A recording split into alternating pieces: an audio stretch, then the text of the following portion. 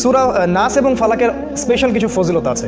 যেমন একটা হলো, যে ব্যক্তি, একটু মনোযোগ দিয়ে শুনবেন, যে ব্যক্তি সূরা ফালাক, সূরা নাস এবং সূরা ইখলাস এই তিনটা সূরা সকালে এবং সন্ধ্যায় তিনবার করে পড়বে, যদি সকালে পড়ে সন্ধ্যা পর্যন্ত যাবতীয় হঠাৎ বিপদ থেকে বেঁচে থাকবে। হঠাৎ বিপদ, ধাপাস করে কোনো বিপদে পড়বে না ইনশাআল্লাহ।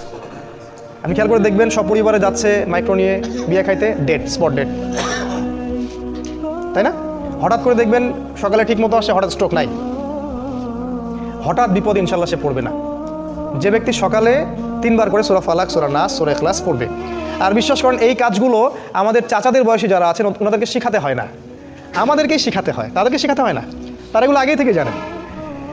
আবার যে ব্যক্তি সন্ধ্যাবেলা সূরা ফালাক, সূরা নাস এবং ইখলাস তিনবার করে পড়বে, সারা রাত যাবতীয় ক্ষতি থেকে সে বেঁচে থাকবে ইনশাআল্লাহ। এই হলো একটা বড় ফজিলত।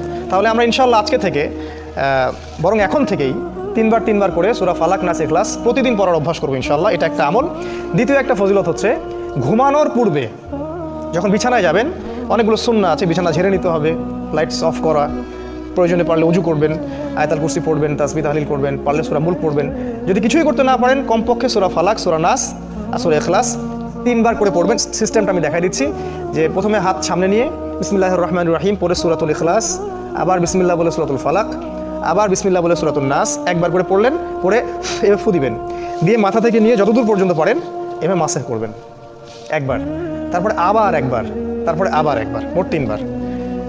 কেন এটা আমি এখন এসে বুঝতে পারছি, কেন তিনবার, স্টুডেন্ট লাইফে বুঝতে পারি নাই।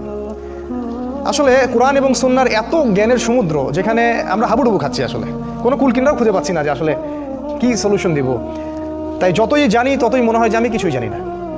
একটা হাদিস সেদিন আমরা জানলাম, সেটা হলো যখন মানুষ ঘুমায় তখন শয়তান চলে আসে কাছে, মানে সবার সাথে একটা করে শয়তান আছে, ওই শয়তান চলে আসে, ওর নাম হচ্ছে কারিন, যেটা কোরআনে আছে। সে এসে এই যে আমাদের গর্দান আছে, এই গর্দানের মধ্যে তিনটা গিট দেয়, এবং প্রতিটা গিটের সাথে সে বলে, তোমার সামনে দীর্ঘ রাত, তুমি ঘুমাও, তোমার সামনে দীর্ঘ রাত, তুমি ঘুমাও, তোমার সামনে দীর্ঘ রাত, তুমি ঘুমাও, আরামে ঘুমাও। রাসূল সাল্লাল্লাহু আলাইহি ওয়াসাল্লাম বলছেন, যখন বান্দা যদি ফজরের আজান শুনে উঠে যায় তাহলে একটা গিট খুলে যায়, যদি সে ওযু করে তাহলে আরও একটা গিট খুলে যায়, আর যদি সে জামায়াতে এসে সালাত আদায় করে তাহলে তিনটা গিটই খুলে যায়। আর যদি এই তিনটা কাজ আমরা না করি, সকাল 8টা, 9টা, 10টায় উঠি, তাহলে তিনটা গিট নিয়েই সকাল করবে সে। তাহলে চিন্তা করেন তার সারাদিনটা কেমন যাবে। আর হয়তো এই কারণেই রাসূল সাল্লাল্লাহু আলাইহি ওয়াসাল্লাম তিনবার করে মাসাহ করেছেন, যাতে করে শয়তানের প্রভাবটা কম হয়। এটা একটা রিজন, এটা একটা ফজিলত। আর আমি যেই কথাগুলো বলছি, এই যে ফু দিয়ে মাসাহ করা, আবার গিটের কথা, আমাদের মডার্ন সো কল্ড এই যে ওয়েস্টার্ন সিভিলাইজেশন এবং সায়েন্স এগুলোকে অস্বীকার করে, এবং এই